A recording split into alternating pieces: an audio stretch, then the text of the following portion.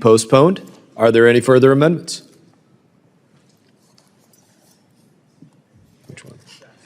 Jackson. Hello. Thank you so much. Thank you, Chairman Mass. Thank you, Ranking Member Meeks, members of the committee. You just tell me you have an amendment at the desk. I have an amendment at the desk. There you go. Thank you. I'm anxious to get started. We'll wait for you to appreciate that. Thank you, Ronnie. Thank you, Chairman. Clerk shall distribute the amendment that you just requested. Clerk shall report the amendment. Amendment to H.R. 2633, offered by Mr. Jackson of Illinois. Redesignate Section 7 as Section 8. After Section 6, insert the following. Without objection, further reading of the amendment is dispensed with. Representative is recognized for 5 minutes. Thank you so much, Chairman Mass. Thank you, Chairman Meeks. Today I hear whether through indifference or deliberate misdirection, terms that are invoking white genocide. I think in order for us to heal the wound, we first have to acknowledge the truths versus the lies. There is no genocide going on in South Africa. I think we should be able to say that clearly and plainly. There has been atrocious history in South Africa, but a new South Africa is being born, and I hope that we, as members of this body, will be able to participate. But stoking those embers of fear and hatred and racial animosity will not yield us a very positive result. This committee considers sanctions. Sanctions is a moral instrument of pressure, yet some argue we must punish the South African government not for repression, but for seeking justice in land reform, economic justice, and voting, for redistributing land that was stolen from its people, for unsettling the long imbalance of racial injustice in South Africa. Let me be clear, justice is not genocide. Accountability is not persecution. Our work involves careful review of the information that shapes America's foreign policy, especially as it relates to critical partners like South Africa. My amendment to H.R. 2633 ensures that our relationship with South Africa is rooted in fact and not fear. Section 7A calls on Congress to insist on honesty in our diplomatic interactions. At the highest level during the meetings between President Trump and President Ramaphosa, misinformation or lies were circulated. Video evidence, which was a lie, was having to say there was proof positive of body bags in South Africa actually that came, but those body bags were actually in the Democratic Republic of the Congo and depicted Congolese victims. And for that, we've never apologized to the president of South Africa. Having a level of humility gives you truth, and then you can build. Another claim involved individuals making racist or incendiary remarks, yet those people were expelled from the relevant political party long ago. They are not a part of the ANC. We have people in our very government right here that are part of Proud Boys and Oath Keepers, and we do not associate them with the party that's currently in power. We can tell truth to power. Fabrications about so-called white genocide in South Africa have entered headlines in social media. These stories suggest that white South Africans face widespread targeted violence and extermination. They gain traction in certain groups, but data does not support the narrative. And I ask my colleagues, show us the narratives, or in the vernacular of the young people, bring us the receipts. There's no evidence. South African police statistics, independent human rights monitors, and multiple international investigations confirm no pattern in practice matching the claims of systemic government-backed attacks or extermination campaigns against white citizens. I wish we could have an honest conversation and people would bring information. Misinformation about this subject routinely creates international tension, leads to fear-mongering, and can distort U.S. policy if not challenged directly.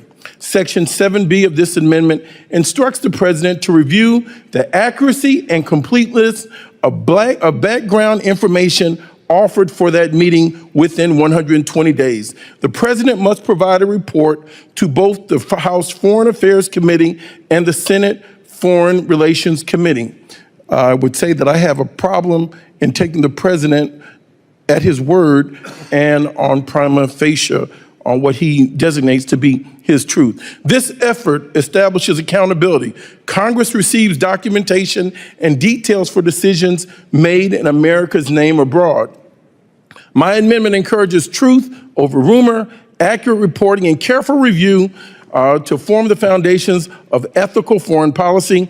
Misleading stories about South Africa, especially those invoking the false narrative of white genocide. Wherever there's genocide, that should be highlighted and we should be focused on it. No other country in the world is saying there's South African white genocide. This risks damaging partnerships and erode trust within communities affected by years of injustice. Policies shaped by rumor and deception carries real consequences.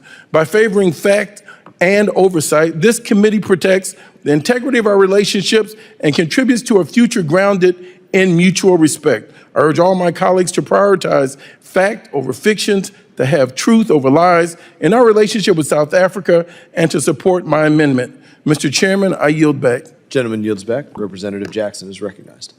Thank you, Mr. Chairman. Unfortunately, this amendment is another attempt by my Democrat colleagues to attack President Trump. The meeting between President Trump and the South African president sent a clear message. The ANC has led efforts to target and attack Afrikaner farmers, and we cannot tolerate these deliberate injustices. This amendment seeks to appease the South African government and is an unserious attack on the administration and its efforts to do the right thing in this case. I encourage every member of this committee to oppose this amendment. With that, Mr. Chair, I yield back. Any other members seek recognition? Representative Meeks. I support the gentleman's amendment that calls attention to President Trump's offensive treatment of President Ramaphosa during their meeting at the White House this past May. Like so many, I was surprised to see President Trump invoke images purporting to document the mass killing of white farmers in South Africa, when I was aware of no such evidence. And I was disappointed to see President Trump confront the South African delegation with video of bombastic opposition politicians and expect the South African government to be responsible for the reprehensible views those opposition leaders espouse. Public reporting since then has attempted to set the record straight, noting that the photos actually depicted casualties from the brutal violence in Eastern Democratic Republic of the Congo, and backing up President Ramaphosa's assertion that the opposition leaders in the video do not speak for the government of South Africa. But we deserve to know from President Trump whether he has determined that the information he received from his aides in preparation for that meeting is accurate. You know what? Facts matter. They always have, and they always will. And this amendment will help us to clarify important information from that bilateral meeting. In fact, it will determine the facts of what was presented at the meeting. And I urge my colleagues to vote yes, and I yield back the balance of my time. Any other members seek recognition? Seeing none. Being no further discussion, the question now occurs on the amendment offered by Representative Jackson. Number 1, I oppose this amendment. All those in favor signify by saying aye. Aye. All those opposed signify by saying no. No. In the opinion of the chair, the noes have it. The amendment is not agreed to. Mr. Chairman, I'd like to have a roll. A roll call vote has been requested pursuant to the chair's previous announcement. This vote will be postponed. Representative Jonathan Jackson, Democrat, Illinois, and Representative Ronny Jackson, Republican, Texas, engaged in a heated debate over the claims made by President Trump regarding a white genocide in South Africa. Representative Jonathan Jackson began by addressing the misinformation surrounding this issue, emphasizing that there is no evidence supporting the notion of a genocide against white South Africans. He called for an honest discussion about the situation in South Africa, stressing that such false narratives only contribute to fear-mongering and racial animosity. Jackson pointed out that South Africa has a history of racial injustice, but it is working towards healing and reform.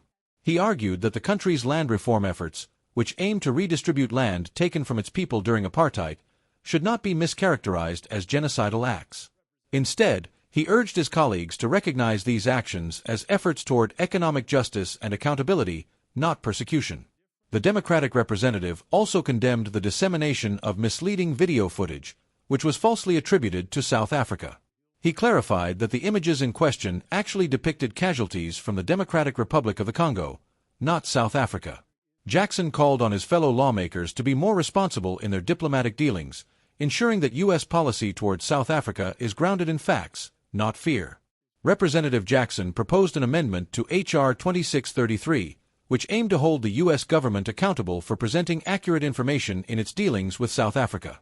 The amendment required a review of the accuracy of background information provided for the meeting between President Trump and President Ramaphosa, with a report to be submitted to Congress within 120 days. Representative Ronny Jackson, however, strongly opposed the amendment, arguing that it was an attempt by Democrats to undermine President Trump. He claimed that the president's meeting with the South African president sent a clear message that the African National Congress, ANC, was targeting white South African farmers. Jackson maintained that the amendment was an unfair attack on the administration's stance on South Africa and dismissed it as an unserious effort to appease the South African government. Representative Gregory Meeks, also a Democrat, supported Representative Jackson's amendment, expressing his disappointment with President Trump's treatment of President Ramaphosa. Meeks pointed out that the images used by Trump in the meeting were not related to South Africa, further affirming that there was no evidence of widespread violence against white farmers. He stressed that facts matter and that the amendment would help clarify the accuracy of the information presented at the meeting. Despite the support from some members, the amendment was rejected after a vote, with the chair determining that the majority of members opposed it. The debate highlighted the ongoing tensions surrounding U.S.-South Africa relations and the challenges of addressing misinformation in the realm of international diplomacy.